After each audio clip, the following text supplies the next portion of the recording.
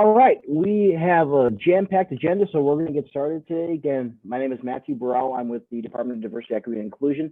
Thank you very much for attending our September version of the Town Hall. Before we get started, I want to go over a few housekeeping items. We've already started.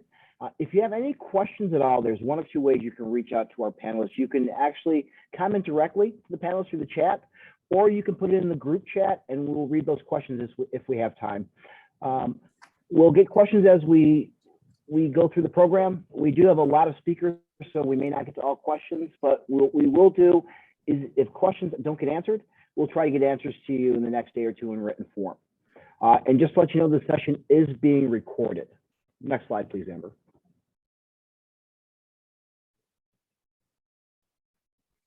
All right, a little bit about what we're doing today. This is our agenda.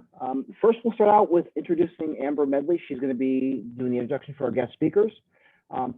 Jesus Paesch will be the main character from DEI today. He'll be interviewing our guest speakers. And then finally, at the very end, we'll talk about what's happening within Monroe County, in particular in celebration of Hispanic Heritage Month. So without further ado, Amber, I'll let you take over and introduce our guest speakers.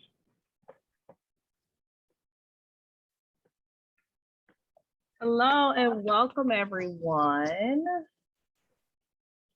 So our focus for September is Hispanic Heritage Month, and we wanted to acknowledge all of the wonderful Hispanics that we have just in our county and our community, just the leadership. And with our panel discussion, we want to just introduce a few people who are making a difference in the county and the community.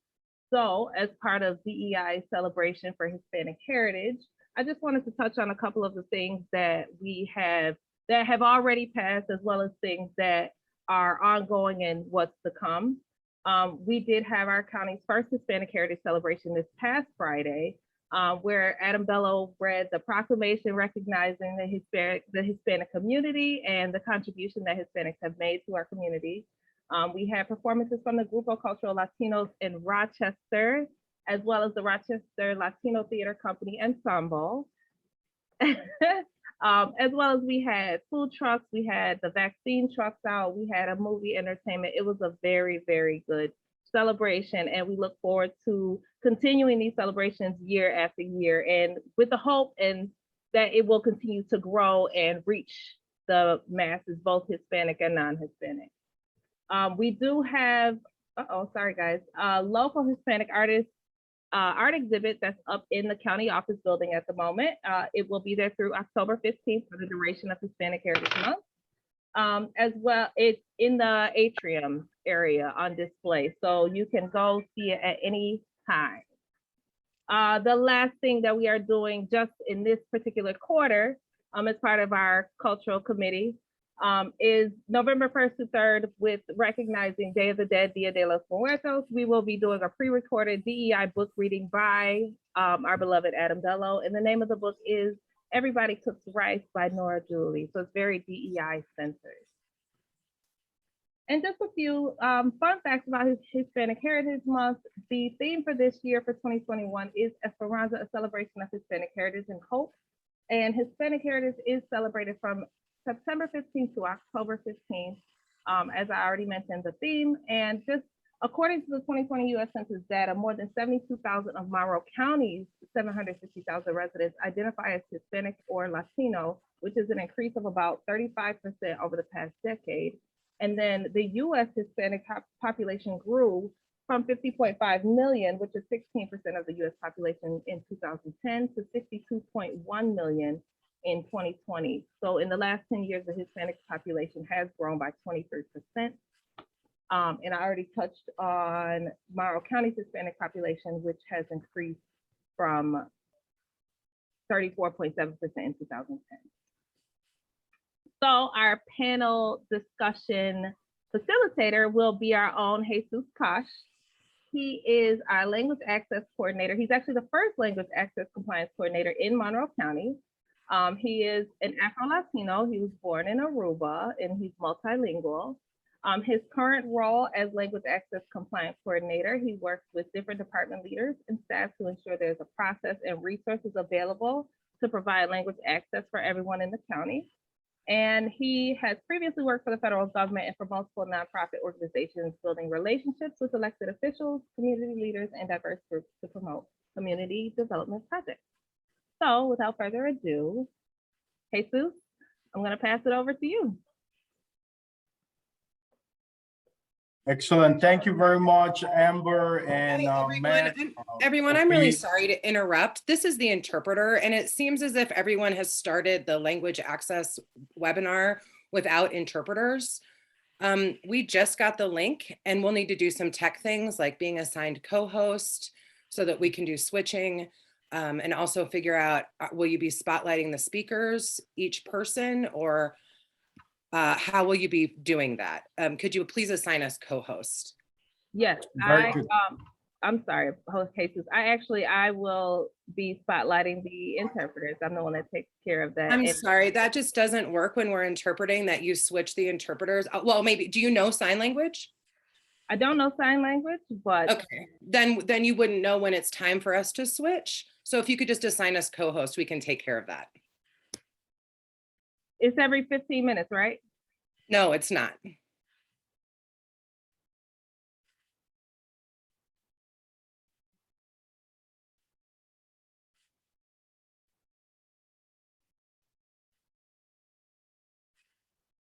Okay, you are a co-host.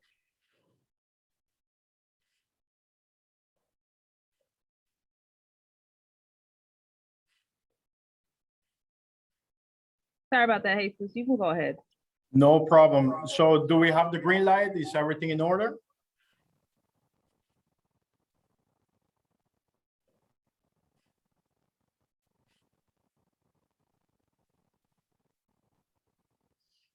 Excellent. So thank you very much to all of our panelists for being here with us today. For me, it is an honor to be on this panel with you and also to learn a little about what you have been doing, learn about your background, and also just to have those that join us today to also learn about the Hispanic culture and also your journey. So I think that is very important, and for us to know about our community leaders and who we have in Monroe County working for us as Latino leaders. And I also think it's very important to have representation. So thank you very much for joining us today and for sharing your journey with us. Amber, can you please go to the next slide?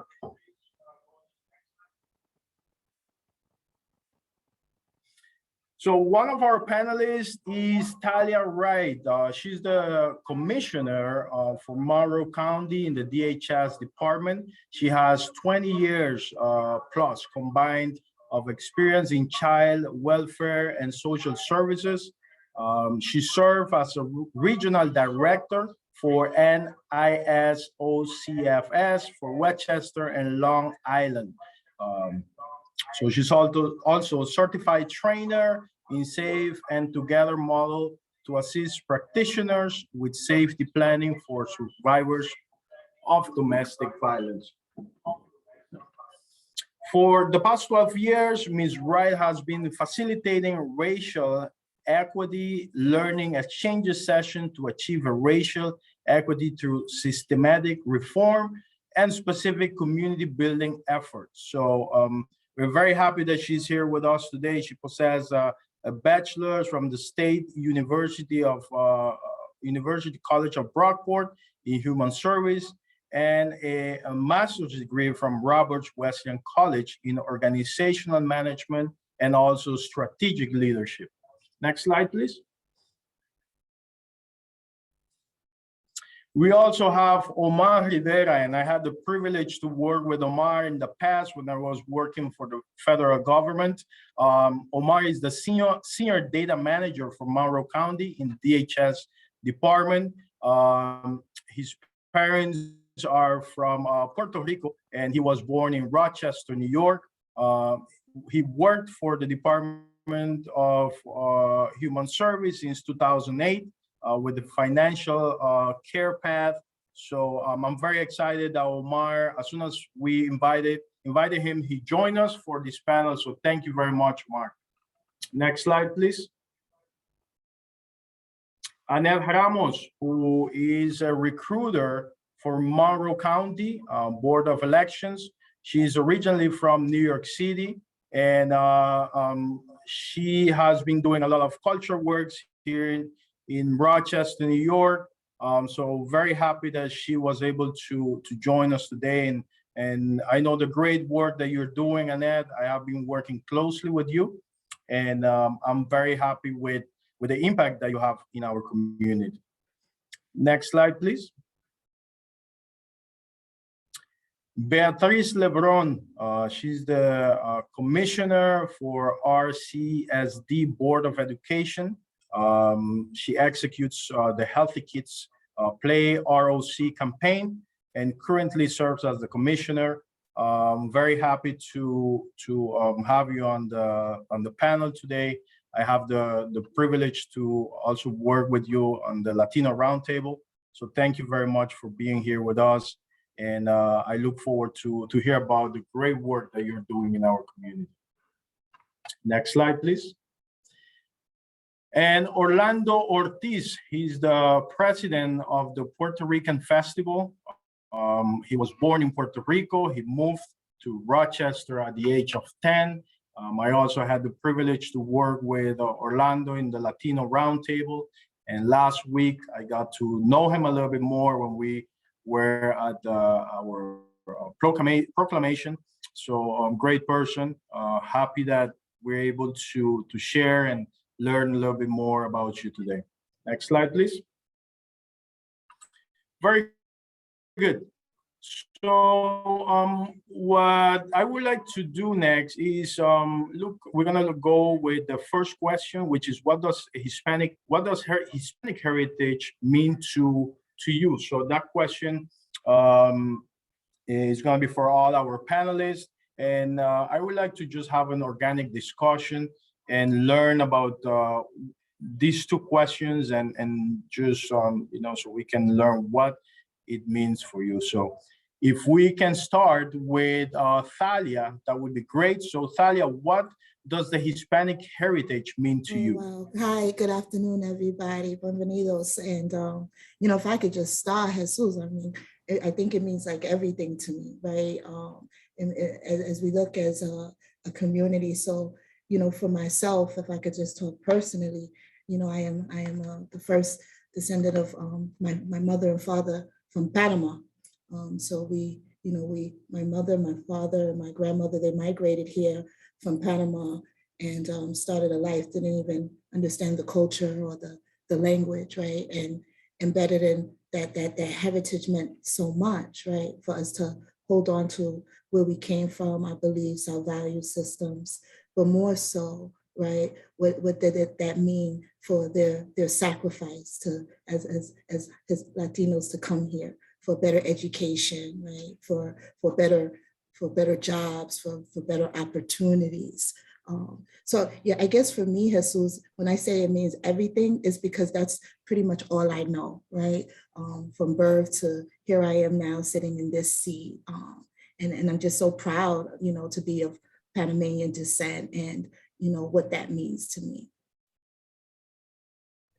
Thank you for your answer. I think I worked with you in the past. I know how proud you feel about helping our community in general, and also how much does it mean for you to represent Panama and also represent the Hispanic community. As we discussed in the past, it's very important to have representation. And I think that with your work, you demonstrated how much you care for our community and also for the Hispanic community. Thank you so much. Annette, the first question, what does Hispanic heritage mean to you? So I want to back up. Hello and bienvenidos a todos. I just want to back up. The significance of Hispanic heritage is really the celebration of several, over 5 different Latin American countries winning their independence during this time in history from September 15th to October 15th, including Mexico. So this idea of Cinco de Mayo is a totally commercialized holiday. It is not celebrated in Mexico. We celebrate their independence during September. I think it's the 18th or the 16th, around there. And this is really significant that many Latin American countries won their independence during this time. Also, this notion of Hispanic heritage encompasses over 40 Spanish-speaking countries in the world. So it's really a big umbrella that we all fall under. And there are various nuances to each of these cultures, as well as the Spanish spoken language within each of these countries. For me, Hispanic heritage is all about the acknowledgement of the contributions of Latinos living in mainland USA, the acknowledgement that we are a valued asset to American history, culture, and economics, because we have incredible buying power, and we have forged many new paths in the United States. We're the largest growing economic body right now of Latin women-run businesses. And then, of course, just continuing to add to the value of, quote, American history, because it really encompasses all these different Spanish-speaking countries.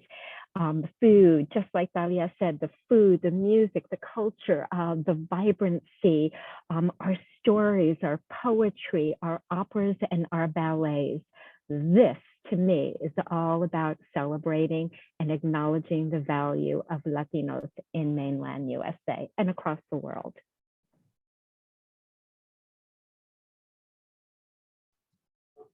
Awesome. Beatriz. Thank you. And Annette, thank you for that history. So bienvenidos a todos también. I just want to say, for me, Hispanic heritage is really a celebration of the diversity of all Latinos and Hispanic. And I love when folks also understand that race and ethnicity is different. And like for myself, I identify as an Afro-Latina.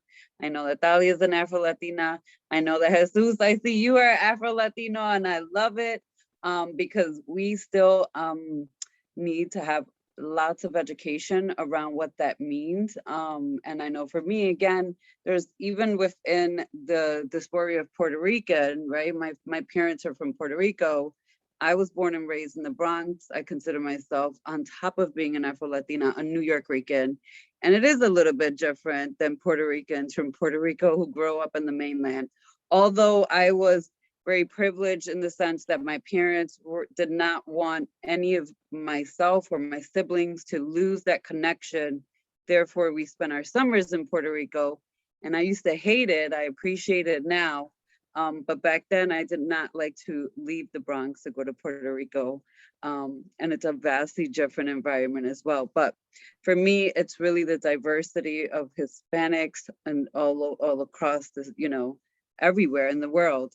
I do want to point out, because I learned this fact, in preparation for this a little bit, is that Mexicans make up the largest Latino population in the US, almost 40 million, whereas Puerto Ricans are the second largest, and they make about 5.8 million.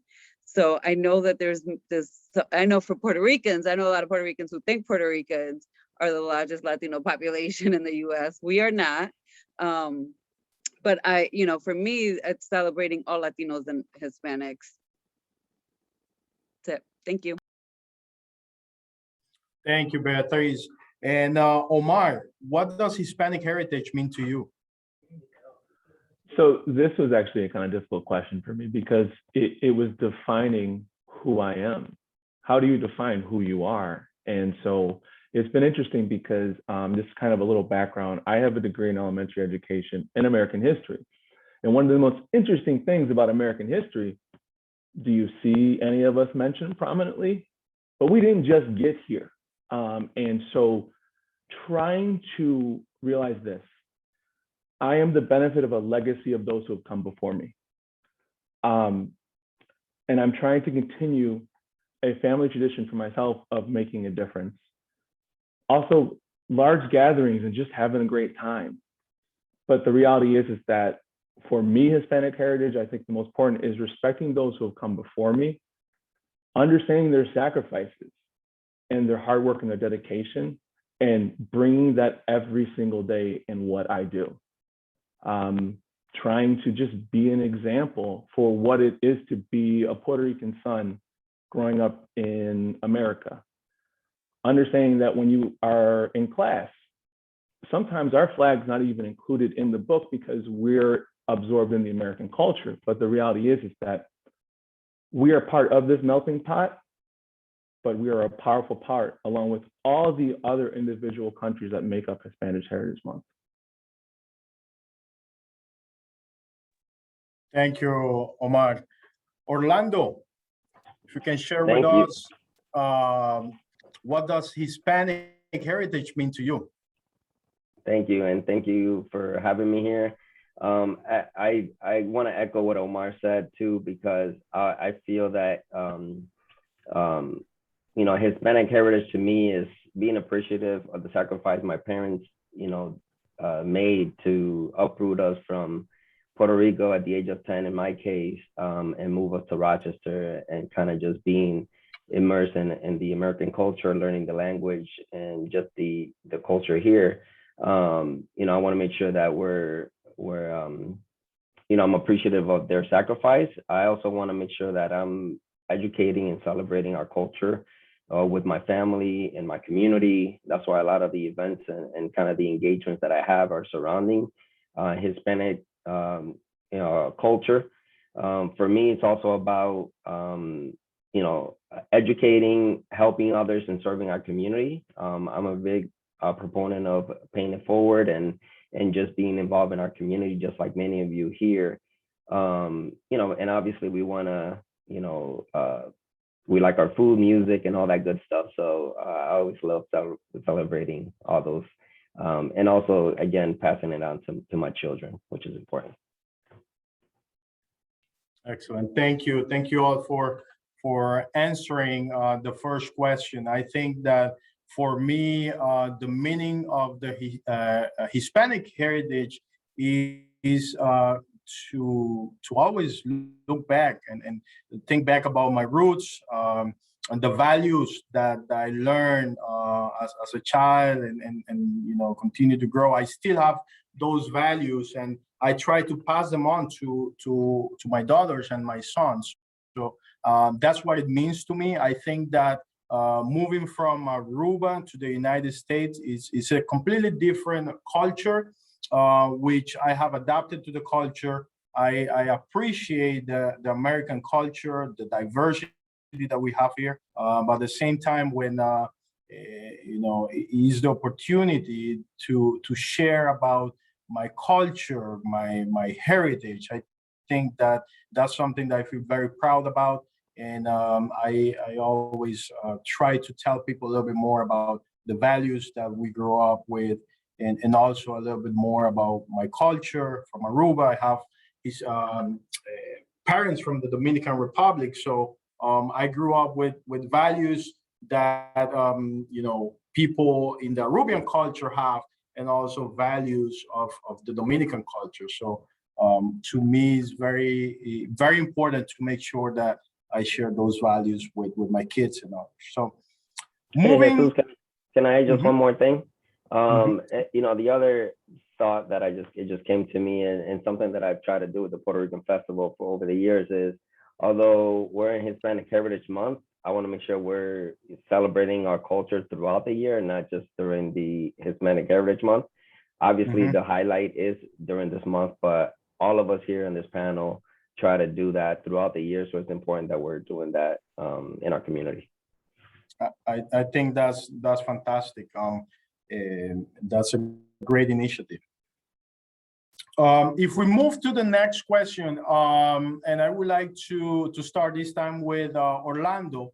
How has your Hispanic culture contributed to your success and your leadership style? As we discussed discussed earlier, many of us on this panel have leadership roles. We represent the Hispanic culture. So how does that look what's your perspective in terms of this question? Yeah, I would say that the last 15 years of my growth has been 100% contributed to my involvement within my Hispanic community here, especially the Puerto Rican Festival. You know, as many of you know, Puerto Rican Festival has been around for 50 years. I've been part of it for 16, and I would say the growth I've had over the years has definitely been impacted by my leadership style and just commitment to that organization and others in this community. I like to think that has given me the opportunity to sit at different tables, different networks, and been able to interject, you know, my own piece of culture into those tables that may not have been represented. As all of us here sit at different tables, we sometimes are the voice for the you know, Hispanic culture, and we want to make sure that we continue to do that, and also, you know, try to increase the amount of Latinos that are part of those tables. For me, the leadership style, I would say for me, I'm kind of more on the kind of low key side, even though some of the roles that I've had, I haven't been that low key. But I like to kind of sit behind the curtain kind of thing and do the work. And again, sometimes you're kind of thrust into some positions that are not meant for that style, but that leads to growth. For me, I have been able to grow in many of the areas that I wasn't really fond of before, and now I'm just more comfortable in. You know, and little things like, you know, just being humble and just having the conversations in those networks have been a huge part of my success over the years. And I like to think that it's been through the involvement that I've had in all these Latino community organizations that I've been a part of and events. So Orlando, you mentioned representation. So when you talk about representation for the Hispanic community, what are the specifics, or what comes to your mind that we can share with the audience, for those that are here and would like to know a little bit more about? Yes, I heard the word representation a lot, but why is representation important? Yeah, so as when you introduced me, there was other boards that were part of what I do, and I talk a lot about the Puerto Rican Festival, but I'm part of the Food Link Board, I'm part of the Housing Council board, and also Pathstone. And, you know, for example, if we're having a board meeting with the Housing Council and we're talking about a new first-time home buyer program that's being, you know, put out there, you know, a simple question as, you know, are we providing Spanish language training classes to potential Spanish-speaking clients and community members in this community, would be an example of. Or if I'm on the Food Link board and we're having conversations as to what community partners that they're interjecting with, trying to see what, you know, are they serving the Latino community? And I know that there's different kind of venues that you can kind of go with each of these organizations, but at least being there to just kind of say, hey, are we thinking about the Latino community that, you know, is also very well represented in Rochester? You know, not saying that you have to be Latino to bring up those questions, but sometimes if you're not thinking about that community, those conversations are not often had. Thank you, Orlando, for sharing why it's important to have representation for the Hispanic community. Omar, for you, this question, how has your Hispanic culture contributed to your success and also your leadership style? I would just say the previous generations planted the seeds in the garden that is our community. I now benefit every single day from that hard work, and I believe that now it's my responsibility to plant seeds for the next generation while still working hard for the current one. What that all means is that there's 5 F's. I've been thinking about this and I thought about it to describe my culture, contribute to my success, my leadership style: family, faith, fortitude, food, and fun. Starting first with family, I don't mean the people you're related to. It's everybody. Everybody is our family. So would you not do everything for your family? So when I go in to do what I need to do, that is the mentality that I take into every single day that I work. I will do everything in my ability to assist others, while also being an example to show that. One of the things I didn't realize when I was younger, someone once said to me, "Oh yeah, you're a really hard worker." And at that point, being younger, I was like, "Oh, thanks. I really appreciated it." Now looking back at it, it was maybe an individual having a perception of how my work ethic should be based on what I look like. And the reality is that this coded speech, that number one is a barrier, especially if English is not your primary language, you're not going to comprehend, but understanding that language is so important. That being said, making sure that when I deal with individuals, they fully comprehend what's going on. Secondly, faith. Having people understand that you care about them